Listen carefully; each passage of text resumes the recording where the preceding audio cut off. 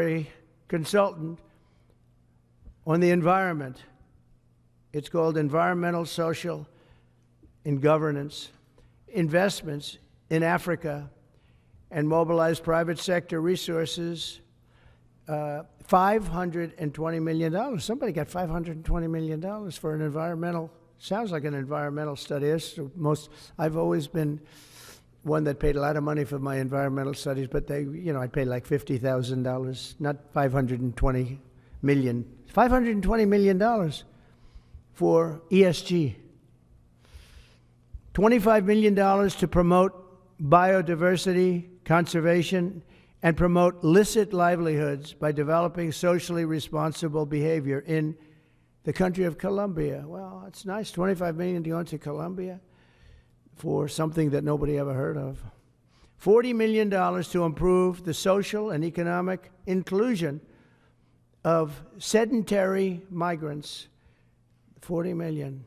$42 million for Johns Hopkins, great place, to research and drive social and behavior change in Uganda. $42 million. What about us? What about social change in our country? $70 million for a center at Purdue to research university-sourced, evidence-based solutions to developmental challenges. I mean, these are massive numbers on things that nobody ever heard about. $10 million for Mozambique voluntary medical male circumcisions. $10 million for circumcisions in another country. $9.7 million for UC Berkeley to develop a cohort of Cambodian youth with enterprise-driven skills. In other words, let's teach them something about enterprise. What about our people? Can't we teach them about enterprise? $2.3 million for strengthening independent voices in Cambodia. $32 million to the Prague Civil Society Center, which is a very liberal group of people. Wonder how much of that money came back to the people that approved it. $14 million for improving public procurement in Serbia. Hey everyone, welcome back to Conservative Chronicle. If you're new here, don't forget to hit that subscribe button so you don't miss out on more eye-opening content like this. Today, we're going to talk about something that's been flying under the radar for way too long, how your taxpayer dollars are being wasted. And trust me, you won't believe the numbers we're about to share. Let's get into it. You might be shocked to learn that, according to recent records, millions of people are listed as being over 100 years old. But here's the kicker, some of these people are supposedly living to ages like 150, 160, or even 200. Yeah, you heard that right, 200 years old. Now, we know the oldest verified person on record lived to be Social Security, 6,054,000 people.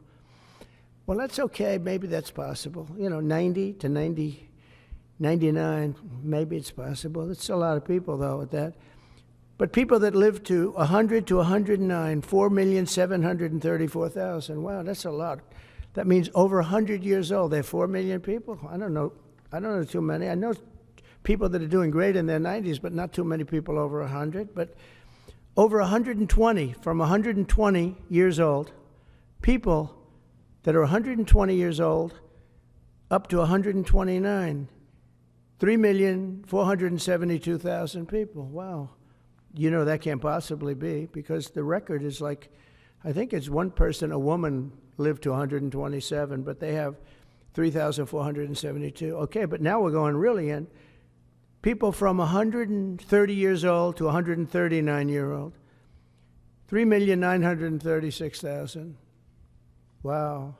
I wonder if people are getting paid with all this. I mean, are these checks, and that's what we're checking right now.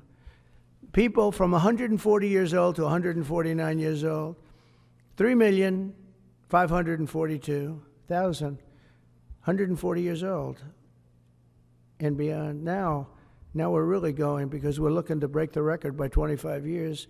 People from 150 years old to 159 years old, 1,345,000. These are by the way, these are in the computer files. These are 127. So how are there thousands of people supposedly living past that? Are these records just a result of incompetence? Or is there something more sinister going on? Whatever the reason, it's clear that this is a huge waste of money.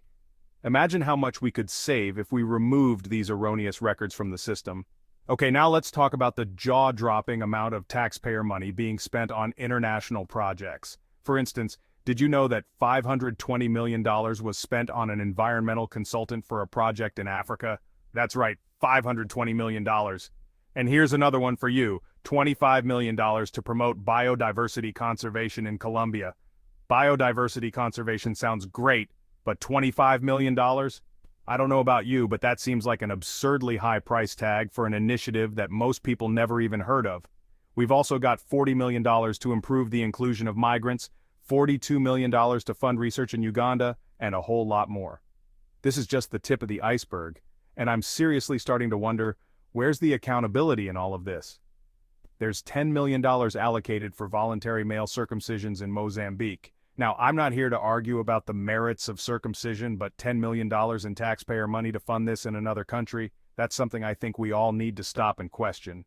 Shouldn't we be focusing on domestic issues first? There's no shortage of problems here that need immediate attention. If you agree this is wasteful, click that subscribe button so we can spread the word and fight for smarter spending.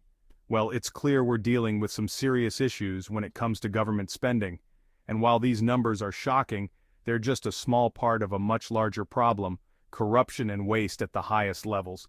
But here's the thing, this doesn't have to be the norm. We can demand more accountability, more transparency, and smarter spending of our taxpayer dollars.